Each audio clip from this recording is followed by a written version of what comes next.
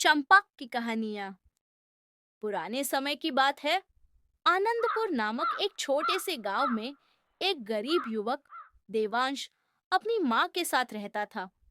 वह ईमानदार और परिश्रमी था, लेकिन उसकी गरीबी उसे हमेशा परेशान करती थी। वह चाहता था कि उसकी माँ सुखी रहे, परंतु उसकी आर्थिक स्थिति ठीक न थी। गांव के लोग देवांश की ईमानदारी की बहुत प्रशंसा करते थे, लेकिन गांव का एक धनी व्यापारी रघुनाथ उससे ईर्ष्या करता था। उसे लगता था कि गरीब होकर भी यदि कोई इतना सम्मान पा सकता है, तो उसमें जरूर कोई चालाकी होगी। एक दिन राजा ने घोषणा की कि जो भी सबसे ईमानदार व्यक्ति होगा, उसे पुरस्कार स्वरूप 100 स्वर्ण मुद्राएं दी जाएंगी। यह सुनकर रघुनाथ ने सोचा कि यह एक अच्छा अवसर है देवांश को फंसाने का। रघुनाथ ने एक चाल चली। उसने एक कीमती हार लेकर गांव के मंदिर में रख दिया और फिर पूरे गांव में शोर मचाने लगा। मेरा सोने का हार चोरी हो गया है।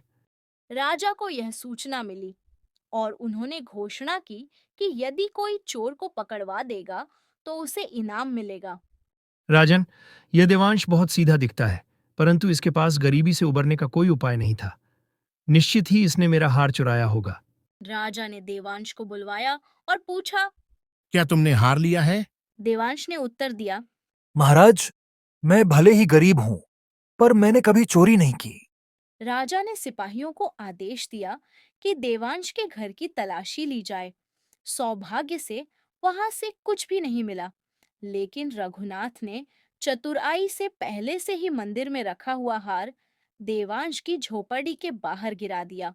जब सिपाहियों ने उसे पाया, तो देवांश पर दोष और भी बढ़ गया।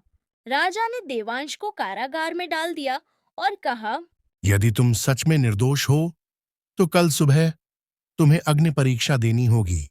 रात में देवांश ने भगवान से प्रार्थना की। प्रभु, यदि मैं सच में निर्दोष हूं, तो मुझे इस परीक्षा में बचाइए। सुबह होते ही उसे गांव के बीचों बीच लाया गया। वहां जलती हुई अग्नि थी। राजा ने कहा। यदि तुम सच बोल रहे हो, तो यह अग्नि तुम्हें नहीं जलाएगी।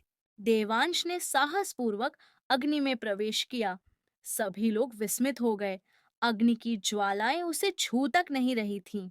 तभी एक अद्भुत घटना घटी। रघुनाथ का चेहरा पीला पड़ गया और वह अचानक राजा के चरणों में गिर पड़ा। उसने स्वीकार किया। महाराज, यह सब मेरी चाल थी।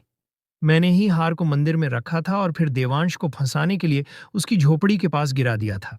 राजा क्रोधित हुए और रघुनाथ को दंड दिया। उन्होंने देवांश से क्षमा मांगी और उसे 100 स्वर्ण मुद्राएं दी। सभी गांव वासियों ने इस घटना से सीखा कि सत्य को कोई दबा नहीं सकता, चाहे कितनी भी कठिन परीक्षा हो। अंततः सत्य की ही जीत होती है।